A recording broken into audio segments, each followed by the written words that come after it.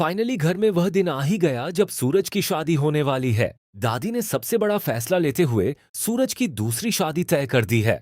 पूरे घर में शादी की तैयारियां शुरू हो चुकी हैं, लेकिन जैसे ही यह बात ईशा को पता चलती है, उसके होश उड़ जाते हैं। वो टूटे हुए दिल से बस इतना कह पाती है, ऐसा हो ही नहीं सकता। उधर शादी के मंडप में बड़ा ट्विस्ट तब आता है जब आकाश सिंह भी वहां पहुंच जाता है।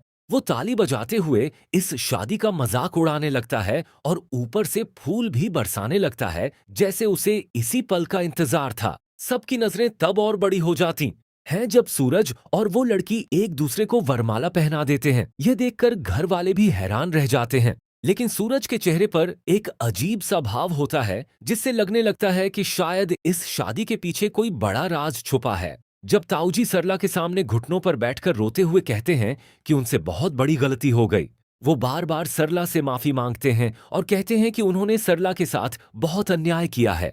सरला भी हैरान रह जाती है, क्योंकि इतने सालों बाद अचानक ताऊजी का इस तरह सामने आना किसी बड़े तूफान का संकेत दे रहा था। दाऊजी कहते हैं कि उन्हें सपना आया था जिसमें भगवान उनसे नाराज थे और अब वह अपनी हर गलती का प्रायश्चित करना चाहते हैं।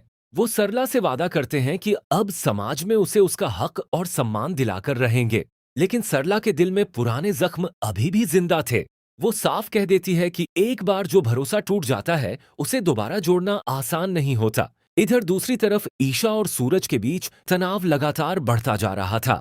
ईशा का रिजाइन आखिरकार एक्सेप्ट हो चुका था, लेकिन सूरज जानबूझकर उसे ऑफिस में परेशान कर रहा था। वो कहता है कि अब ईशा ऑफिस आए बैठे और टाइम पास करे, क्योंकि अब वो यहाँ कोई महत्व नहीं है। लेकिन ईशा बार बार सूरज को समझाने की कोशिश करती है कि मामला उनके रिश्ते का नहीं, बल्कि ताई माँ का है। ईशा बताती है कि उसने अपनी आंखों से ताई माँ को ताऊजी के साथ देखा था। पहले तो सूरज को उस पर बिल्कुल भरोसा नहीं होता, लेकिन जब दोनों सच जानने के लिए सुजाता आंटी के घर पहुंचते हैं, तो वहां सब कुछ बदल जाता है। सुजाता आंटी साफ कह देती हैं कि ना वह बीमार थी और ना ही सरला उनसे मिलने आई थी। बस यही सुनते ही सूरज के पैरों तले जमीन खिसक जाती है। अब उसे यकीन हो जाता है कि ताइमा जरूर कोई बहुत राज छुपा रही है। घर में दूसरी तरफ नया हंगामा शुरू हो जाता है। सूरज के लिए रिश्ता लेकर आए लोग अचानक नाराज होकर चले जाते हैं, क्योंकि सूरज साफ साफ शादी से मना कर देता है। पूरा परिवार हैरान रह जाता है। ताइमा वापस आकर झूठ बोलती हैं कि वह अपनी सहेली को अस्पताल लेकर गई थी, लेकिन सूरज के मन में शक और गहरा हो जाता है। उसे लगने लगता